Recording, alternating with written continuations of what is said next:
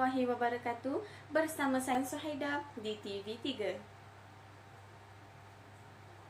Berkaitan falsafah pendidikan, dasar-dasar pendidikan dan sistem pendidikan yang berbangkit di Malaysia, isu-isu terkini dipilih dan diberi penjelasan tentang cabaran-cabaran yang wujud sebagai halangan jika tidak diberi perhatian yang serius. Terlebih dahulu, falsafah pendidikan kebangsaan mempunyai 5 penumpuan asas yang wajar diberi keutamaan. Yang pertama, falsafah pendidikan kebangsaan berhasrat untuk memupuk insan seimbang dan harmonis melalui kesepaduan ilmu dari pendidikan secara berterusan. Yang kedua, kesepaduan serta keseimbangan harmonis tersebut merujuk kepada 4 aspek utama, iaitu intelek, rohani, emosi dan jasmani. Yang ketiga, asas utama kesepaduan tersebut untuk melahirkan insan seimbang dan harmonis adalah berpaksikan kepercayaan dan kepatuhan kepada Tuhan. Yang keempat, hasil dari ini akan memperlihatkan keberadaan iaitu kesejahteraan diri bagi setiap individu melalui sistem pendidikan Malaysia. Dan yang terakhir ialah yang kelima. Kesudahannya individu tersebut berupaya menyumbangkan kepada keharmonian dan kemakmuran keluarga, masyarakat dan negara, begitu juga dunia sejagat. Mari kita dengar apa yang akan disampaikan oleh seorang guru dan juga para pelajar. Selamat sejahtera. Yang berbahagia Dr. Zaini bin Abdullah dan rakan-rakan sekalian. Bahagian saya akan menerangkan bahagian isu falsafah pendidikan dalam unit 13 dan dibahagikan kepada 3, iaitu rujuk falsafah pendidikan tanpa baik kurikulum, ikut piawai dunia dan mengikut landasan yang betul, serta falsafah pendidikan kebangsaan dari revolusi industri keempat. So ada 4 lah. Pertama, saya akan menerangkan ikut urutan terdahulu. Ikut urutan bermula dengan rujuk falsafah pendidikan tanpa baik kurikulum. Menurut Profesor Datuk Dr. Teo Kok Siong tahun 2018 dalam menyahut seruan masyarakat untuk mengkaji semula sistem pendidikan negara, tindakan yang diambil kerajaan baharu untuk hanya meneliti kurikulum dan bukannya dasar adalah langkah bestari. Dengan ini, kurikulum yang juga mata pelajaran di sekolah dan kursus di universiti akan diselidi untuk tujuan penambahbaikan dasar, yakni ketetapan yang telah dibuat mengenai hala 7 bidang pendidikan di negara ini tidak diusik. Untuk itu, satu jawatan kuasa bakal ditubuhkan yang bagi memperbagi kurikulum pada semua peringkat dalam sistem pendidikan negara dari segenap segi, agar bukan sahaja mutu pendidikan kita berdaya saing pada peringkat dunia dari segi tuntutan global, pada masa sama ia mendukung jati diri negara dan tagihan lokal agar identiti budaya kita sebagai negara dan bangsa berdaulat tetap terpelihara dengan utuhnya. Seterusnya, kita akan pergi ke piawai dunia. Selain sifat global sebagai gabungan global dan lokal, iaitu kurikulum, kita mempunyai ciri pendidikan mengikut piawai dunia di samping tidak sesekali mengabaikan sifat primordial kita yang selalu jolok sebagai acuan sendiri. Terdapat beberapa perkara penting lain yang diberi perhatian, antaranya termasuklah matlamat pembelajaran, sekatan pelajaran, kaedah, penilaian dan pedagogi. Matlamat pembelajaran yakni sebilangan tujuan pendidikan sesuatu mata pelajaran, misalnya sejarah, perlu bukan sahaja jelas sifatnya dari sisi akademiknya, ia hendaklah juga jitu dari sudut kemasyarakatan, khususnya pembentukan negara bangsa yang bangga, sayang dan setia kepada negara. Sukatan pelajaran yang berupa senarai tajuk untuk mengajar sesuatu mata pelajaran perlu selengkap-lengkapnya untuk menentukan mutu yang patut ada pada pendidikan moral. Sebagai contoh adalah selalu tinggi selain mempunyai dampik pendidikan yang akan meninggalkan kesan yang melampaui zaman persekolahan. Awal masa sekarang ni sistem pendidikan kita untuk peperiksaan diwajibkan untuk lulus sejarah kan. Tujuan utama tersebut adalah untuk kita lebih menghayati sejarah zaman dulu, bagaimana mereka untuk memerdekakan negara kita. Disebabkan itu, sejarah adalah sangat-sangat perlu untuk wajib lulus dalam peperiksaan.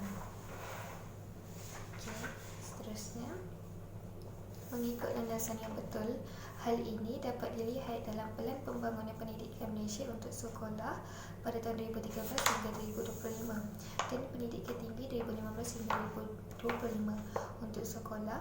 Ini jelas tercatat pada anjakan ke-9 yang ingin meraih kerjasama secara meluas daripada ibu bapa, komuniti dan sektor swasta. Bagi pendidikan tinggi, lonjakan ke-7 dengan jelasnya menekankan peri pentingnya jaringan dengan pihak swasta dalam bidang penyelidikan. Oleh itu, disarankan agar kedua dokumen pendidikan ini dirujuk sehemat-hematnya dalam usaha pembaikan yang ingin dilakukan. Wacana awam mengenai sistem pendidikan negara adalah seolah-olah ia tiada ada tuju langsung. Sesungguhnya ia sudah lama berada pada landasan betul. Sudah tentu ia perlu diselenggara dari semasa ke semasa agar sentiasa berada dalam keadaan baik, lebih-lebih lagi selari dengan perkembangan global semasa, antaranya kemahiran abad 21. Kemahiran abad 21 menekankan kepentingan kemampuan berfikir pada aras lebih tinggi. Manakala revolusi industri 4.0 amat mementingkan pengetahuan media serta maklumat komunikasi dan teknologi. Dalam usaha penambahbaikan kurikulum ini, falsafah pendidikan kebangsaan perlu dijadikan rujukan utama. Ini penting agar sesuatu pembaharuan pendidikan itu, baik dari segi sukatan pelajaran maupun pedagogi, dilakukan mengikut filsafat bahawa perlu adanya gabungan seimbang lagi harmonis antara intelek, spiritual, emosi dan jasmani yang didasari kepercayaan dan kepatuhan kepada Tuhan. Ini penting untuk melahirkan rakyat Malaysia holistik yang bukan sahaja berilmu, cergas dan rasional tetapi juga berakhlak mulia. Okey, seterusnya kita akan masuk kepada falsafah pendidikan kebangsaan dan revolusi industri keempat.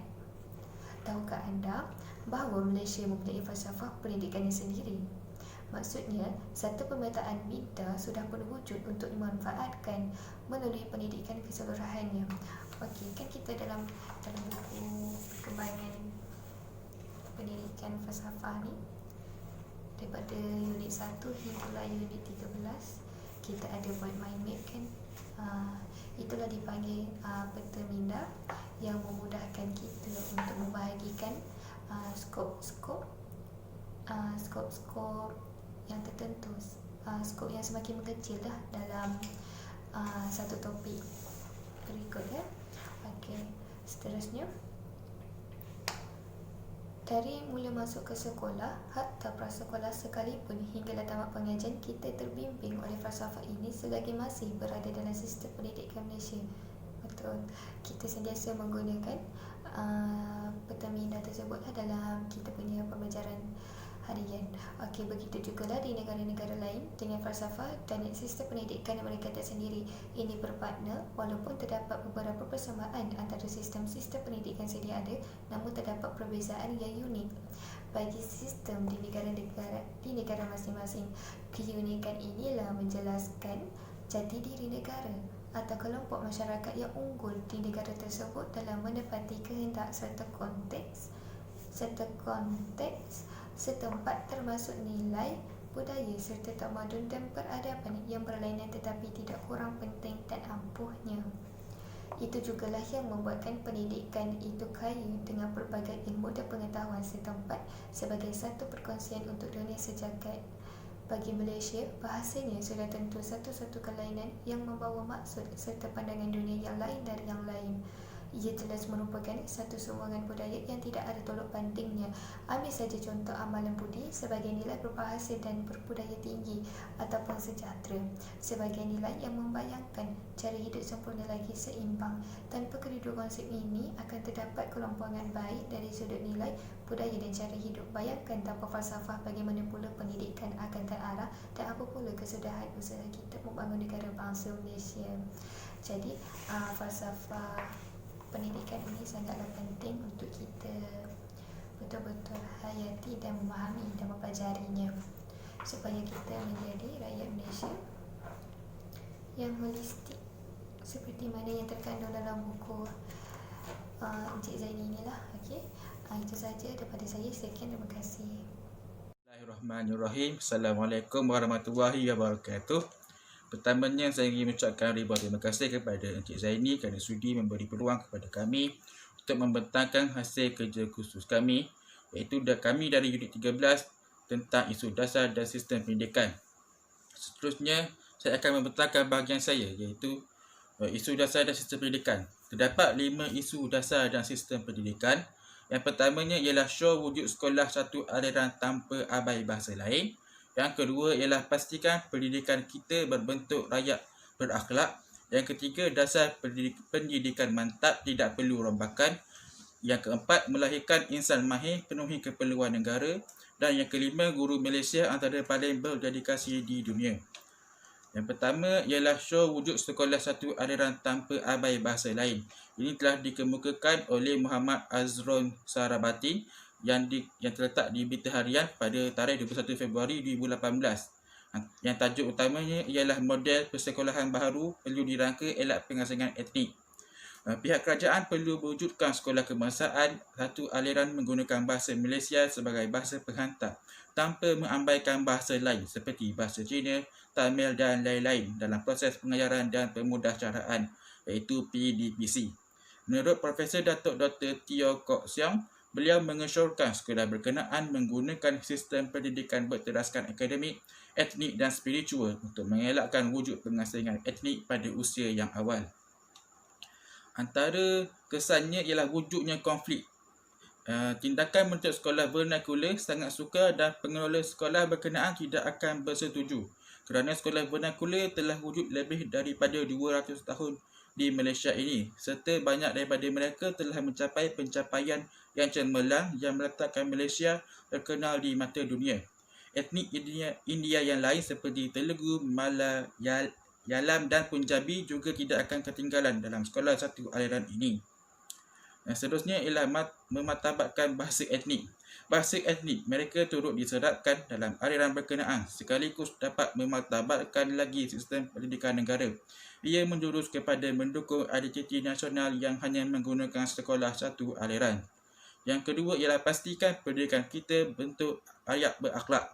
Guru perlu mempunyai tingkah laku yang baik agar dijadikan sebagai teladan dan contoh yang baik. Pembentukan akhlak bukan dibiarkan begitu saja dan mengharapkan murid belajar sendiri, iaitu seperti melalui kawan, guru, ibu bapa, masyarakat, pembacaan, pengalaman dalam kehidupan. Dan seterusnya ialah ajar adab. Adab atau akhlak mesti diajar. Sebagai contohnya, pendidikan moral perlu diajar kepada pelajar-pelajar yang bukan Islam, manakala pendidikan Islam diajar kepada pelajar-pelajar Islam. Pembentukan akhlak disertai dengan pendidikan moral, iaitu untuk yang bukan Islam, penting bukan sahaja untuk mengawal buli dan kes-kes yang lain-lain. Mari dijadikan sebagai proses pembentukan akhlak murid supaya menjadikan kehidupan dalam masyarakat berbilang kaum di negara ini. Di Amerika Syarikat, Jabatan Pendidikan di sana mendapati kebanyakan program pendidikan karakter gagal membuktikan keberkesanannya kerana hanya tertumpu kepada akademik sahaja. Yang ketiga ialah dasar pendidikan mantap, tidak perlu rombakan. Sistem pendidikan kita berada di landasan yang betul pada piawai dunia. Dasarnya telah mantap dan hanya perlu ditokok sahaja apabila terdapatnya perkembangan sejagat terkini, iaitu revolusi perindustrian 4.0 yang mencetuskan pendidikan 4.0. Pembangunan anak bangsa. Dakwaan kurangnya mutu pada sistem pendidikan kita adalah berupa tanggapan salah dan perlu diperbetulkan pihak yang terbabit. Semua dasar dalam sistem pendidikan kita dilandaskan dengan falsafah pendidikan kebangsaan yang menitik beratkan pembangunan anak bangsa secara menyeluruh. Kurikulum juga tidak dapat lari daripada keperluan sesetengah mata pelajaran, bukan sahaja mendukung tetapi memperlihatkan identiti negara. Ia juga bersifat penerangan nilai murni pada setiap mata pelajaran. Bahasa Melayu. Bahasa Melayu perlu digunakan sepenuhnya dalam semua kegiatan budaya tinggi. Dan ianya tidak hanya wujud dalam bentuk simbiolisme. Dalam konteks simbiolisme pula, bahasa Melayu ini dijadikan sebagai perhiasan sahaja dan digilap setahun sekali seperti bulan bahasa. Bahasa Melayu juga peranannya sebagai bahasa perpaduan dan perlu dipertingkatkan lagi dalam era pemerintahan baru pada masa kini. Ia juga hendaklah membawa pembaharuan untuk tujuan penyatu paduan yang lebih utuh, dan kesempatan ini dipergunakan sebaik mungkin untuk meningkatkan perpaduan di negara. Yang keempat, melahirkan insan mahir penuhi keperluan negara. Kementerian Pendidikan Malaysia perlu mengambil inisiatif untuk mengenal pasti ciri terkini sumber manusia untuk memenuhi piawaian antarabangsa. Ini penting dalam menghasilkan lulusan sekolah dan universiti yang memenuhi kehendak industri serta melahirkan cendekiawan-cendekiawan. Perubahan ini perlu dilakukan bagi menerapkan kemahiran berfikir aras tinggi dalam kalangan pelajar setara dengan standard negara lain dan juga mengurangkan tekanan kepada guru dan pelajar. Kefasihan dalam bahasa kebangsaan memainkan peranan penting membantu kefahaman murid. Proses pendidikan ini akan memupuk nilai murni kerana matlamat pendidikan adalah mengembangkan potensi murid serta melahirkan insan yang lebih baik dan berketerampilan. Dan yang terakhirnya ialah guru Malaysia antara paling berdedikasi di dunia. Ini kerana guru di negara ini paling menyukai pekerjaan mereka dan antara golongan pendidik yang paling berdedikasi bagi memastikan pelajar mereka mencapai kecemerlangan dalam pendidikan. Sekian daripada saya mempersilakan rakan saya yang seterusnya. Bismillahirrahmanirrahim. Assalamualaikum warahmatullahi wabarakatuh. Saya akan menerangkan tentang isu pendidikan dan cabaran.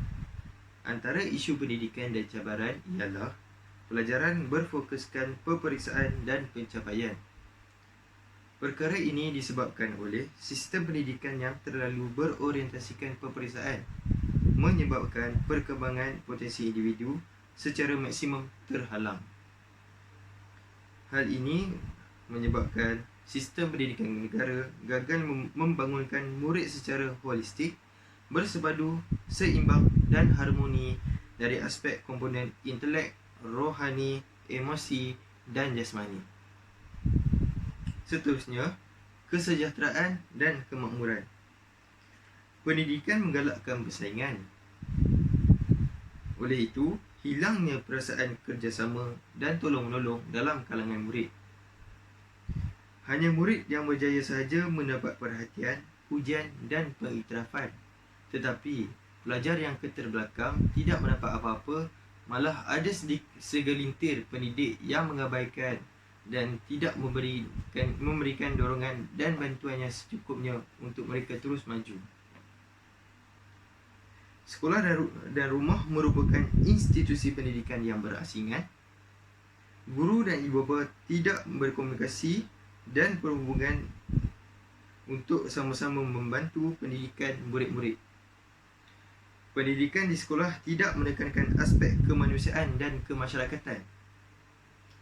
Berikutnya, isu bahasa pengantar. Penggunaan bahasa pengantar yang berbeza mengikut jenis sekolah jenis kebangsaan Cina dan sekolah jenis kebangsaan Tamil telah mengurangkan penguasaan terhadap bahasa Malaysia dan menjarakkan rasa cinta terhadap bahasa kebangsaan. Bahasa jiwa bangsa, runtuh bahasa, musnahlah bangsa. Bangsa Malaysia tidak dapat mendunia. Seterusnya, isu sekolah vernacular. Pemisahan murid-murid mengikut jenis sekolah yang berbeza seperti sekolah kebangsaan, sekolah jenis kebangsaan Cina dan sekolah jenis kebangsaan Tamil membentuk pemikiran yang boleh menjarakkan integrasi kaum. Kanak-kanak perlu dipadukan sejak kecil untuk saling memahami budaya antara kaum melalui aktiviti sosial dan komunikasi. Seterusnya, isu belajar untuk lebih mengetahui. Pendidikan terlalu berorientasikan akademik, terlalu terikat dengan silibus, bergantung ilmu terhadap buku teks, hilang keseronokan belajar. Murid dianggap sebagai tin kosong yang perlu diisi. Ruang untuk murid berkreatif dan kritis terhad. Hanya guru yang betul dan bijak, tetapi murid tidak. Hal ini menyebabkan murid kurang diberi peluang untuk mengeluarkan pendapat. Isu pendidikan dan cabaran seterusnya, belajar untuk tingkatkan kemahiran. Ilmu dan kemahiran tidak bersepadu. Sebagai contohnya, guru hanya mengajar sejarah tanpa disertai kemahiran sejarah. Murid belajar bahasa tetapi gagal menguasai kemahiran berbahasa. Ruang mengamalkan dan mengembangkan kemahiran terhad. Amalan rutin dan peraturan mengekang perkembangan kemahiran belajar. Guru gagal mencungkil dan mengembangkan kemahiran pelajar. Berikutnya, belajar untuk hidup lebih sempurna atau lebih baik. Pendidikan gagal memperelokkan pekerti dan akhlak murid untuk menjadi insan yang sempurna.